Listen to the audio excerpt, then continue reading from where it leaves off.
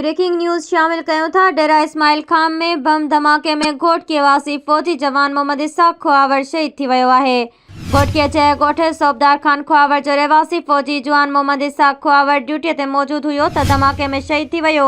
शहीद थी वियल फ़ौजी मोहम्मद इसाक खुआवर चयो आहे घोटकी ज़िले जो जनरल सेक्रेटरी मौलाना मोहम्मद कासिम खुआवर जो भाइटियो हुयो। बम धमाके में शहीद थी वियल फ़ौजी जवान मोहम्मद इसाक खुआवर डिसंबर साल 2024 में रिटायर थियणो हुयो। शहीद थी वियल फ़ौजी जो जवान शादीशुदा हुयो, जंहिंखे 3 पुटनि ऐं 3 न्याणी जो औलाद बि हुयो। अहम ख़बर खां आगाह कंदा हलूं। डेरा इस्माइल खान में बम धमाके में घोटकीअ वासी फ़ौजी जवान मोहम्मद इसाक खुआवर शहीद थी वियो आहे।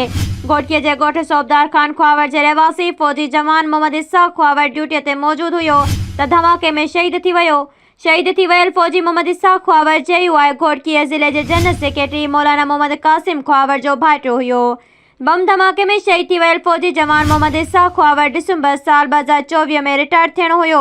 शहीद थी वियल फ़ौजी जवान शादीशुदा हुयो, जंहिंखे 3 पुटनि ऐं 3 न्याणीअ जो औलाद बि आहे।